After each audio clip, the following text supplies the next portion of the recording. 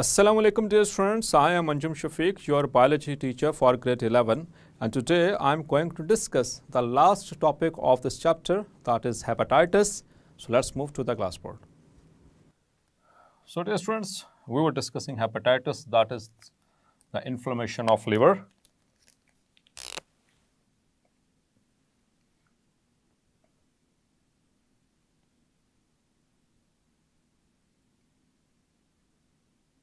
Short question में आपसे पूछा जा सकता है, inflammation of liver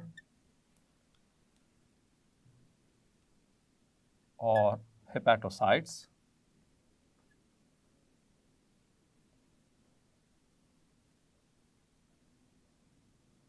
is called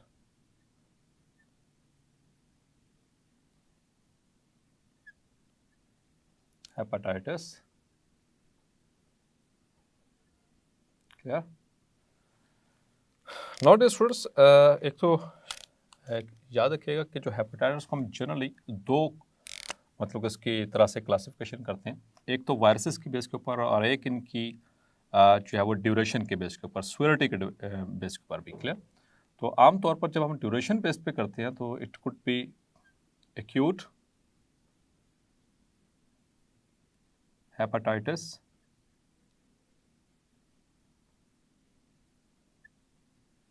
and number 2 is chronic hepatitis.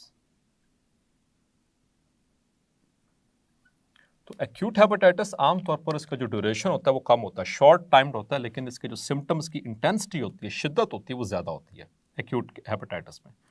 जबकि क्रॉनिक हेपेटाइटिस ये लॉन्ग ड्यूरेशन का होता है और इसमें जो सिम्टम्स की इंटेंसिटी होती है, शिद्दत होती है, वो थोड़ी कम होती है कंपैरेटिवली। सो टाइप्स जो जनरली हम वायरस की बेस के ऊपर कर रहे हैं, तो ये तो बेसिकली ड्यूरेशन और इंटेंसिटी के बेस के ऊपर थी। सो types of on the basis of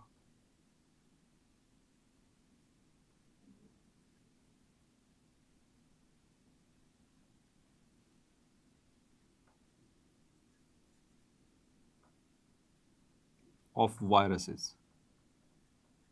so viruses की बेस के ऊपर जो इसके टाइप्स है उसको हम डिस्कस करेंगे। सो प्रीवियस लेक्चर में बताया था 7 डिफरेंट कैटेगरीज हैं हेपेटाइटिस की।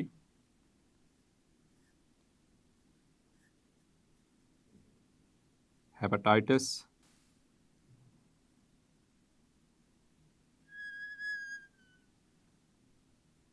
ए, B, C, D, E, F and G. तो ये 7 एग्जाम का हेपेटाइटिस है जिसको हम डिस्कस करने जा रहे हैं। So let us start from type 1। तो उसको एक कॉम्प्रिहेंसिव वे में प्रेजेंट करूंगा, कंपैरिजन में इसको करते हैं ताकि याद रखने में आपको आसानी हो।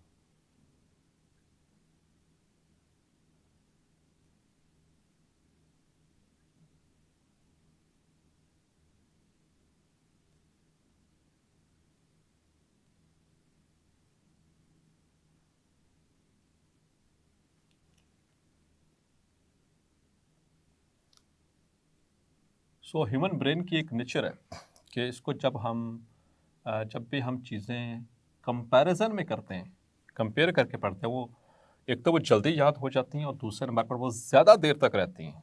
ठीक है, वो ज़्यादा देर तक हमारी मेमोरीज में रहती हैं। So first of all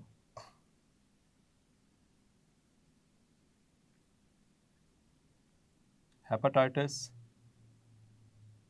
A. Clear? Hepatitis A it is caused bye, इसकी यानी कि कॉजेटिव एजेंट क्या है? It is caused by hepatitis A virus. ठीक है, HAV, which is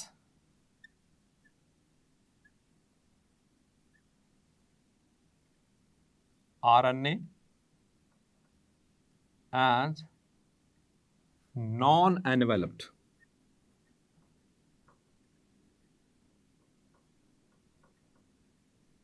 virus.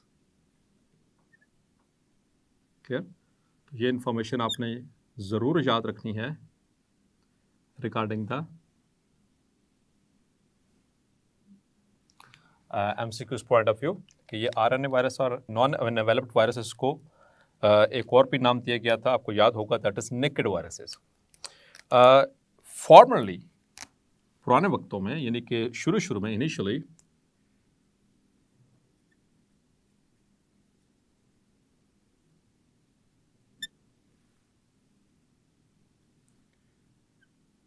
it was called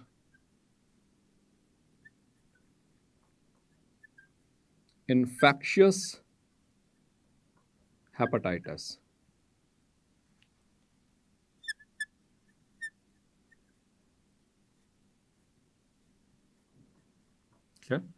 शुरू में इसको इन्फेक्शियस हेपेटाइटिस भी कहा जाता था।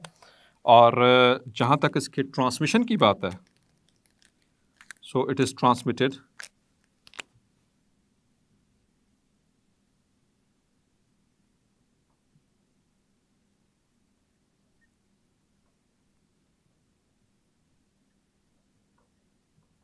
by the feces of infected person। Clear? By the feces of infected person। और इसके जो सिम्टम्स होते हैं, ठीक है, its symptoms are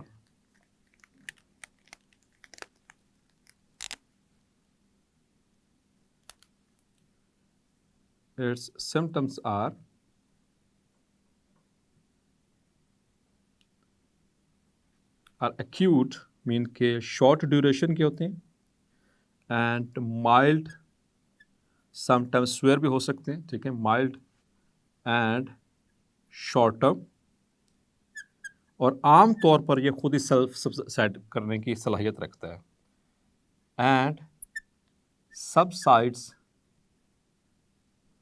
by itself. यहाँ पर स्टूडेंट्स आपको एक मज़े की बात बताता चलो। तो जब हेपेटाइटिस ए होता है तो आमतौर पर जैसे कि मैंने आपको बताया कि सेल्फ सबसाइडिंग है, खुद से ही ठीक भी हो जाता है। ये इतना ज़्यादा ख़तरनाक भी नहीं है। और एक और चीज़ डियर स्टूडेंट्स याद रखने कि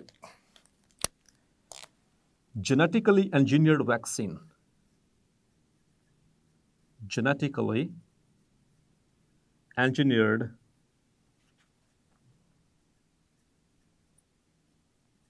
vaccine is available for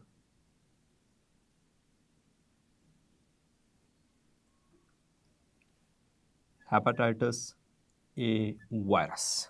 okay? तो इसके खिलाफ वैक्सीनेशन पॉसिबल है, मिलती है मार्केट में। तो अगर किसी को नहीं है तो आप इसको करवा सकते हैं। So that was some information related to hepatitis A. Now hepatitis B.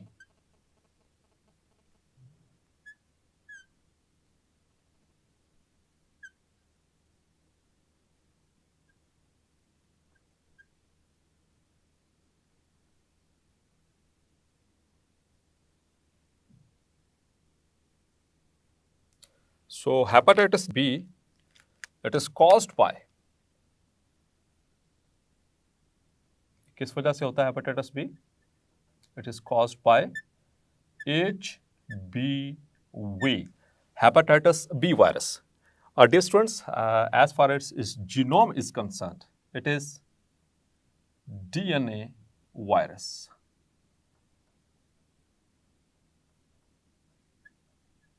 It is DNA virus. और फॉर्मली इसको, यानी कि इसका जो सेकेंड नेम है, it is also called as serum hepatitis. इसको सीरम हेपेटाइटिस भी कहा जाता है। सीरम का पता है ना डियर स्टूडेंट किसे कहते हैं? तो जो प्लाज्मा में से क्लॉटिंग फैक्टर को माइनस कर दें तो बाकी जो लिक्विड बचेगा, that is called as serum. और इसको सीरम हेपेटाइटिस कहा भी इसलिए जाता है क्योंकि इसके मोड ऑफ ट्रांसमिशन पे ब्लड टू ब्लड आमतौर पर यानी पर्सन टू पर्सन ये ब्लड टू ब्लड जो है ये ट्रांसमिट होता है। ज़्यादा मोड ऑफ जो इसका ट्रांसमिशन है वो ब्लड के जरिए होता है, इस वजह से इसका नाम सीरम हेपेटाइटिस रखा गया। नेक्स्ट आते हैं इसकी ट्रांसमिशन पे। इट इज ट्रांसमिटेड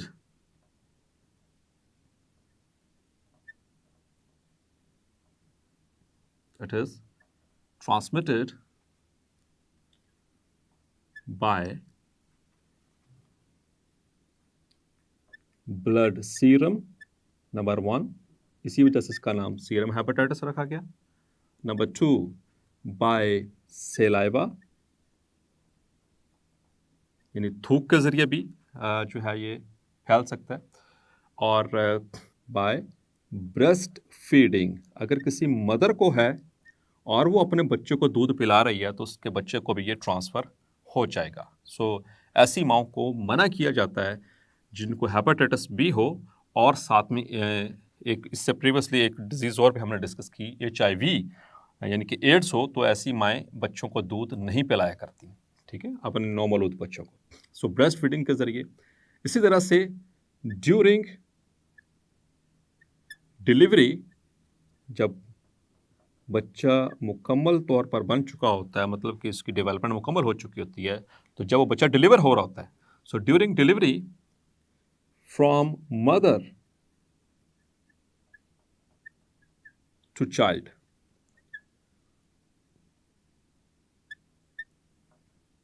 उस बच्चे को हो सकता है, या फिर आफ्टरवर्ड्स, इसके बाद आफ्टरवर्ड्स बाय सेक्सुअल कॉन्टैक्ट।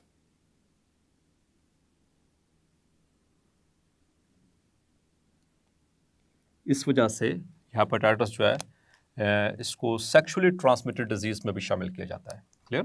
तो ये दो हेपेटाइटिस हैं, हेपेटाइटिस बी और सी, ये सेक्सुअली ट्रांसमिट भी हो सकते हैं, जबकि इनका जो मोड ऑफ ट्रांसमिशन है ए का, जैसा आपसे जिक्र किया, it is transmitted by faeces of an infected person, वो किस तरीके से अगर बॉडी में एंटर हो जाए। क्लियर? और dear students, it is common in it is common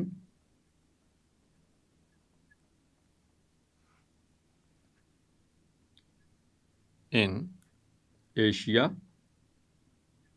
China, Philippines,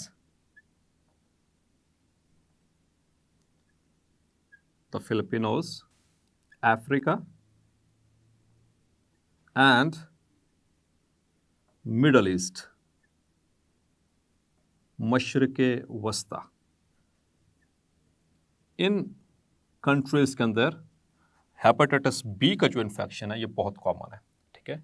और शुगर के साथ साथ हेपेटाइटिस बी एक अच्छे खास सिग्निफिकेंट रेशो से ऑल ओवर द वर्ल्ड जो है वो फैल रहा है। Clear?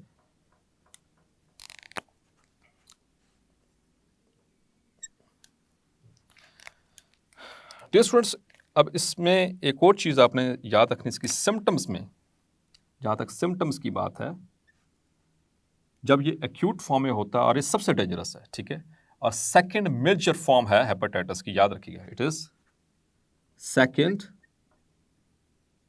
Major form of hepatitis, और ये खतरनाक है, ठीक है। आपने नाम सुना होगा काला जरखान और पीला जरखान, वो आगे चलकर मैं डिस्कस करता हूँ वो भी चीज़ें कि वो क्या चीज़ होती है। तो पहले इसकी सिम्टम्स की बात करेंगे। तो जहाँ तक सिम्टम्स की बात है, it includes loss of appetite and fatigue and abdominal pain. तो आमतौर पर ये इससे पेशेंट प्रेजेंट कर रहा होता है, ठीक है। और इसके साथ में वो माइल्ड फीवर भी, जो हमने जनरलाइज्ड जो सिम्टम्स बात की थी, वो ज़्यादातर इसी से रिलेटेड है, ठीक है। And one thing more dear students, that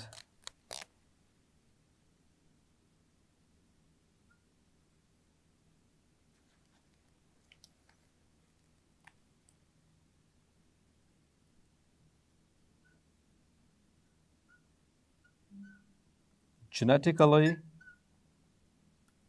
engineered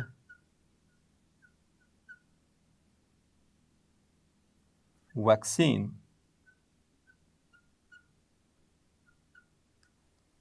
is also available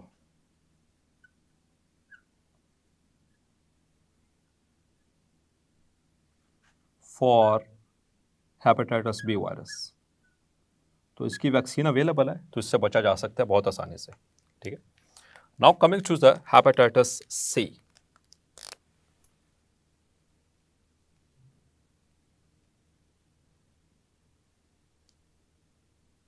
ये 3 मेजर फॉर्म्स हैं हेपेटाइटिस की।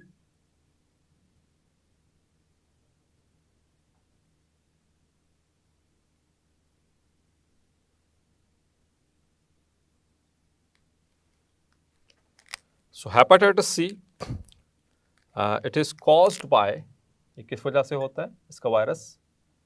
It is caused by HCV, hepatitis C virus, which is RNA but enveloped virus. Clear? ये RNA वायरस है और enveloped है, जबकि hepatitis A जो है वो उसका वायरस RNA वायरस ही है लेकिन वो नॉन एनवेलप्ड है। And it is also called as non-A, non-B hepatitis, or it is also called as infusion hepatitis.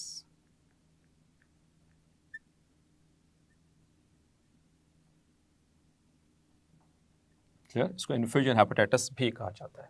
तो ये दोनों इसी के नाम हैं। और जहाँ तक इसकी ट्रांसमिशन की बात है, ये किस तरह से एक पर्सन से दूसरे पर्सन में जाता है, सो इसके उसी तरह से 3 मोड हैं। Number 1, it is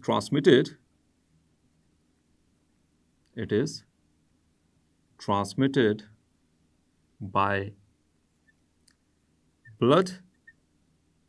clear? Blood transfusion की बात हो रही है, ठीक है, blood transfusion, number 1. Number 2, during delivery, जैसे बी में होता है, ठीक है, during delivery from mother to the child and afterwards, और इसके बाद भी ये ट्रांसमिट हो सकता है by sexual contact.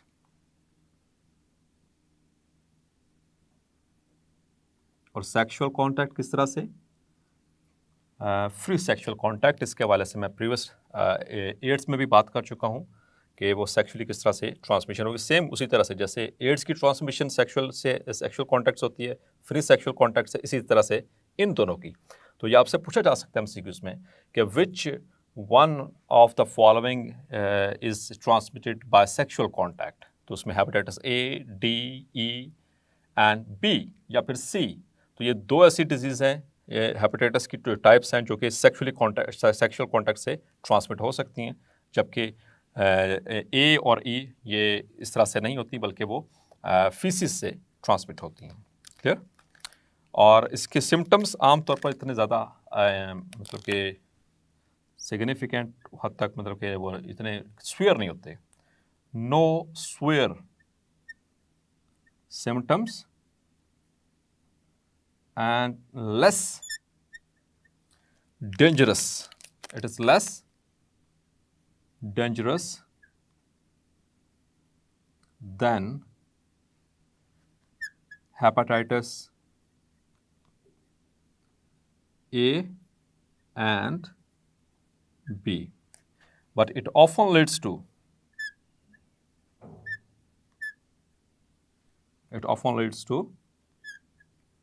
Liver damage. इससे लिवर डैमेज हो सकता है अगर ये क्रॉनिक हो जाए, इफ इट becomes chronic. अगर ये ड्यूरेशन में ज़्यादा हो जाए तो सेल लिवर डैमेज हो सकता है। इस तरह बी में भी ऐसी ही पॉसिबिलिटी होती है कि उसमें जो लिवर जो सिरोसिस है वो स्टार्ट हो जाए, लिवर की जो उनसी डिजीज़ है, सिरोटिक लिवर डिजीज़ या क्रॉनिक लिवर डिजीज़ वो स्टार्ट हो सकती हैं। और there is no vaccination against C, no vaccination clear is available, फिलहाल नहीं है। क्लियर। और डियर स्टूडेंट्स, इन दोनों डिजीज को कहा जाता है काला यरकान, बी और ए को। काला हम आमतौर पर किसी खौफनाक चीज़ को यानी कि रिप्रेजेंट करने के लिए एक नोशन के तौर पर इस्तेमाल करते हैं। तो हेपेटाइटिस की यानी यरकान के जितने भी टाइप्स हैं उनमें से बी और सी ये दोनों डेंजरस हैं, और इनमें भी अगर हम कंपेयर करें तो सबसे खतरनाक, इसमें सबसे dangerous that is B, hepatitis B. ठीक है, तो इन दोनों को कलेक्टिवली कहा जाता है काला यरकान, क्योंकि अल्टीमेटली ये लिवर को बुरे तरीके से इफेक्ट करती है। हेपेटाइटिस ए और हेपेटाइटिस ई इनको खास तौर पर कहा जाता है पीला यरकान। ठीक है, सो ये टर्मिनोलॉजीज हमारे इस्तेमाल जो होती हैं हमारी लोकली, तो उसको मैंने एक्सप्लेन कर दिया। इसी तरह से hepatitis D,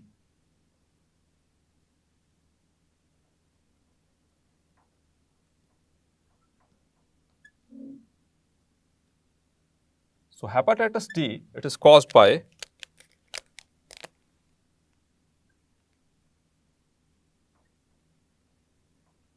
hepatitis D virus or which is actually RNA virus। ठीक है, ये भी RNA वायरस है, और इसका एक और भी नाम है like all of these three, it is also called delta hepatitis, delta hepatitis। Clear. और डियर स्टूडेंट्स, एक और चीज़ जो बहुत इंटरेस्टिंग फैक्ट आपको बताने लगा हूँ कि हेपेटाइटिस डी उस वक्त तक नहीं हो सकता जब तक कि आपको हेपेटाइटिस बी ना हो। ये बात ज़रा गौर से सुने, किसी भी शख्स को हेपेटाइटिस डी उस वक्त तक नहीं हो सकता जब तक कि उसको हेपेटाइटिस बी ना हो। यानी कि अगर पहले से बी किसी को हुआ है तो वही एक्वायर कर सकता है डी को, अदरवाइज ये डी आइसोलेटेड फॉर्म में यानी अकेले से ये कोई अलग से डिजीज नहीं होगी। ठीक है, इसके साथ उसकी रीज़न मैं बता देता हूँ। रीज़न यह है कि जो हेपेटाइटिस डी वायरस है, ये इसको रेप्लिकेशन के लिए जो इंस्ट्रक्शंस चाहिए होती हैं, जो प्रोटीन्स चाहिए होती हैं, वो मौजूद हैं बी के पास। तो इसकी मौजूदगी में ही ये रेप्लिकेट करेगा और अपने आगे से वो जो है डॉटर सेल्स जो है वो बनवाएगा, अदरवाइज पॉसिबल ही नहीं है। ठीक है, तो ये चीज़ आपने एक इंटरेस्टिंग फैक्ट याद रखना है कि बी की मौजूदगी में ही डी हो सकता है, अदरवाइज नहीं। अगर एक और इंटरेस्टिंग फैक्ट बताऊं, अगर डी और बी दोनों हों, if there is hepatitis B and D, ये एट अ टाइम एक शख्स को हैं, तो पहले बी होगा तो तभी डी होगा ना। ठीक है, तो अगर दोनों हेपेटाइटिस मौजूद हैं तो इसे कहते हैं को इन्फेक्शन, इसे को इन्फेक्शन भी कहा जाता है। इट इज कॉल्ड एज को इन्फेक्शन। और अगर पहले बी है, जैसे कि आमतौर पर होगा, if there is B hepatitis पहले बी हो एंड देन, यानी ये दोनों अगर बैक वक्त हों, बी और डी एट अ टाइम हो तो को इन्फेक्शन। अगर hepatitis B then hepatitis D बाद में हो तो इसे कहते हैं super infection, that is called as super infection. तो दोबारा से इस पॉइंट को समझिएगा कि अगर ये दोनों ऑर्गेनिज्म एट अ टाइम चले गए बॉडी के अंदर तो तब दोनों ही हो जाएंगे, हेपेटाइटिस बी भी होगा, हेपेटाइटिस डी भी होगा। अगर ये दोनों एट अ टाइम हो जाएं तो उसे कहते हैं को इन्फेक्शन। और अगर पहले बी हुआ था और उसके बाद डी हुआ, so it is called as super infection. तो ये इन दोनों का आपस में इंटरेस्टिंग रिलेशनशिप मौजूद है, ठीक है। तो डी कभी भी उस वक्त तक नहीं हो सकता जब तक कि कोई पर्सन बी से सफ़र ना कर रहा हो। अब आइए बात करते हैं ई के हवाले से, hepatitis E. So hepatitis E it is caused by H hepatitis E virus, ठीक है, और ये भी आरएनए वायरस है, ठीक है। So we are talking about now the hepatitis E virus, clear. So hepatitis E, और डियर स्टूडेंट्स दो scientist by the name of Halber, ये अब इसी की इंफॉर्मेशन यहां पर शेयर करूंगा, हाल्बर and his co-workers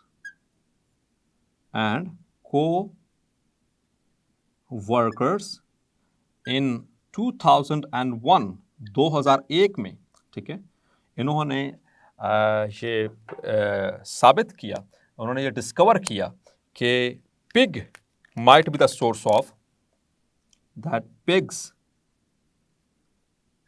are sources of hepatitis E virus, ठीक है। इन्होंने डिस्कवर किया 2001 में हाल्पर और इसके कोवर्कर्स ने। बाद में मजीद रिसर्च हुई तो पता चला कि हेपेटाइटिस ई के जो मेन रिजर्वायर है, इसकी जो मुख्तलिफ तरह की स्ट्रेन्स होती हैं, इसका जो मेन रिजर्वायर वो ये पिग है, ठीक है।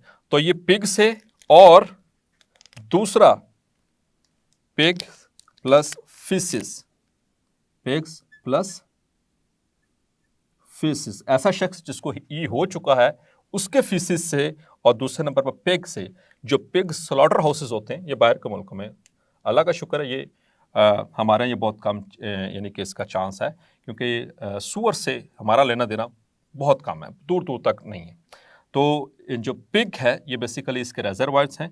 तो जहाँ इन फॉरेन कंट्रीज जहाँ पर इसको पोर्क मीट खाया जाता है, इसके गोश्त को कहते हैं पोर्क, ठीक है, जैसे जो है वो जो चिकन, ठीक है, इसी तरह से उसका बीफ जो बड़ा गोश्त होता है, जो छोटा गोश्त जिसको हम बकरे का गोश्त को कहते हैं मटन, इस तरह से जो सूअर का गोश्त इसको पोर्क कहा जाता है। तो पोर्क मीट जो है ये इसको सोर्स समझा जाता है। जो स्लॉटर हाउसेज होते हैं पोर्क के, यानी कि पिग्स के, और पिग फार्मर्स जो होते हैं, ये उनको आमतौर पर इन्फेक्शन होने के चांसेस ज़्यादा होते हैं, और उसी के सर्कल में ये ज़्यादातर फैलता है। So now let's come towards the F, ठीक है। अब एफ के हवाले से आपको एक इंटरेस्टिंग इंफॉर्मेशन देता चलूँ, ठीक है। वैसे तो they are unidentified, it is written unidentified, but if I'm talking about the update information regarding F and G. So F basically it is a hypothetical virus. It is hypothetical समझते हैं, बस किताबों में ही है। मतलब कि शुरू में एक कुछ अर्सा पहले, शुरू नहीं मतलब कुछ अर्सा पहले हेपेटाइटिस हुआ कुछ लोगों को, और जब उनका वो टेस्ट किए गए तो उनमें से कुछ वायरस जो है उन्होंने कहा निकले, और उस वक्त उन वायरसेस ये यहाँ तक तो पॉसिबल थे, यानी कि यहाँ तक तो आइडेंटिफाई हो चुके थे ई तक, तो उन्होंने कहा जी ये भी एक वायरस है, ये अजीब किस्म का वायरस है, मतलब डिफरेंट वायरस है जो कि हेपेटाइटिस कॉज कर रहा है। तो उन्होंने इसको फौरी तौर पर क्या नाम दे दिया, ई के बाद एफ। सो हेपेटाइटिस एफ का नाम दे दिया गया कि जी ये हेपेटाइटिस एफ जो एक और वायरस आ गया उसकी वजह से हो रहा है। लेकिन बाद में फिर जब मज़ीद रिसर्च हुई, काफ़ी अर्से तक इसकी खोज लगाई गई, इसको डिस्कवर करने की कोशिश की गई, तो ये मिला ही नहीं। मतलब कि वो एक बाय चांस कोई ऐसी सिचुएशन पैदा हो गई कि जिसमें हेपेटाइटिस था, उसमें कोई वायरस भी था। अब उसमें अल्लाह बेहतर जानता है कि क्या सिचुएशन बनी, कि उनकी कोई डायग्नोस्टिक इशू था या कोई इस तरह का कोई एनी काइंड ऑफ लेकिन बाद में ये वायरस कभी नज़र ही नहीं आया। मतलब ज़मीन खा गई या आसमान इसको खा गया, कोई पता नहीं। इस वजह से इसको हाइपोथेटिकल वायरस कहा जाता है एफ को। और लास्ट में जी, जो हेपेटाइटिस जी है डियर स्टूडेंट्स, हेपेटाइटिस जी, अब इसकी इंफॉर्मेशन यहां पर शेयर करूंगा। It is caused by hepatitis G virus. इसको आइडेंटिफाई किया गया था 1995 में। सो एक ये बाकायदा एक वायरस है, क्योंकि इसका पहले वो इनोमुलेट हो चुका था, इसलिए ये बाद में ज़रा आया डिस्कवर हुआ, तो इसलिए इसको जी। इसके हवाले से भी यानी कि इन्फेक्शंस के हवाले से स्टडी की गई, और एक बहुत इंटरेस्टिंग फैक्ट मिला कि ऐसे लोग जिनको हेपेटाइटिस सी रह चुका है, ये उनके अंदर इसके होने के चांसेस ज़्यादा होते हैं हेपेटाइटिस जी के। तो ये मज़ीद उस पर भी रिसर्च मज़ीद चल रही है, तो अब इसके ऊपर मज़ीद वर्किंग चल रही है, क्योंकि ये आगे फैलता ही है। लेकिन याद रखना है कि ये जो सी फॉर्म्स हैं, ये these 3 forms they are the 3 major forms, ठीक है। और ये चूंकि हमारा जो ये चैप्टर था ये वायरोलॉजी से रिलेटेड था, मीन्स वायरस से रिलेटेड था, इसलिए हमने हेपेटाइटिस की जो टाइप्स पढ़ी हैं वो इसी से रिलेटेड पढ़ी हैं। तो इनकी आपने डिफ्रेंसिएशन ज़रूर रखनी है। ये एक कोशिश की है मैंने कि आपको ये एक कॉम्प्रिहेंसिव वे में इसको कंपैरेटिवली जो है इसको पढ़ाया जाए, ताकि आपके कॉन्सेप्ट्स भी क्लियर रहें और आप इसको याद रखने में भी इसकी आसानी रहे। तो ये इसकी इन्फॉर्मेशन, तो ई, एफ और जी की इन्फॉर्मेशन थोड़ी थी, मज़ीद मैंने वर्बली आपको एक्सप्लेन कर दी। लेकिन आम तौर पर जब ये इनमें से जो शॉर्ट क्वेश्चन और लॉन्ग क्वेश्चन बनने हैं, लॉन्ग क्वेश्चन बनेगा तो उसमें तो आपने एज इट इज़ जैसे मैं आपको बताया कि इसमें आप इसको इन्फॉर्म करेंगे। लेकिन एमसीक्यूज़ पॉइंट ऑफ व्यू से हमने आप जो चीज़ें नोट करनी है, एक तो ये चीज़ कि इन्फेक्शियस हेपेटाइटिस किसे कहा जाता है, विच one of the following is called infectious hepatitis. इसी तरह से सीरम हेपेटाइटिस किसे कहा जाता है, ये एमसीक्यू है। Non A non B hepatitis या इन्फ्यूजन हेपेटाइटिस किसे कहा जाता है, डेल्टा हेपेटाइटिस किसे कहा जाता है, ठीक है। वो कौन सा ऐसा हेपेटाइटिस है जो पिग्स के जरिए फैल सकता है, so that is hepatitis E, सूअर से, ठीक है। इसी तरह से इसलिए तो हमारे जो उनसे रिलीजन है the best religion in the world, उसमें इसको हराम कहा गया। न सिर्फ हेपेटाइटिस ई डियर स्टूडेंट्स, इसके अलावा भी बहुत सारी ऐसी डिजीज़ हैं जो कि पोर्क मीट से फैलती हैं, वो आगे चलकर आप मज़ीद किसी हायर क्लासेस में डिस्कस करेंगे उसको।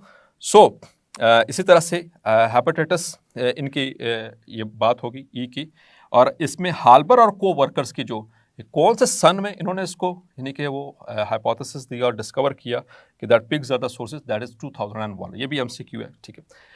अब आपसे ये भी पूछा जा सकता है कि कौन से which one of the following hepatitis can be transmitted sexually, A and D, A and E, G, F और B and C. So the correct option will be B and C. इसलिए मैंने इसको बोल्ड किया, इसको अलग से आपको bold करके दिखाया कि ये दो ऐसी डिजीज़ हैं हेपेटाइटिस बी और सी जो कि सेक्सुअल कॉन्टैक्ट से भी फैलती हैं। इस वजह से these two are only included in the sexually transmitted disease along with AIDS, syphilis, gonorrhoea, ठीक है। इनके साथ साथ ये उनके साथ शामिल की जाती हैं, जो कि अब सेकेंड ईयर में चैप्टर नंबर 18 उसमें इसके एंड पे एक टॉपिक मौजूद है, वहाँ पर आप इसको स्टडी करेंगे। सो डियर स्टूडेंट्स, होपफुली आज का लेक्चर भी आपको क्लैरिफाई हो गया होगा। मिलते हैं नेक्स्ट लेक्चर में, तब तक अपना ख्याल रखिएगा। अल्लाह हाफिज़।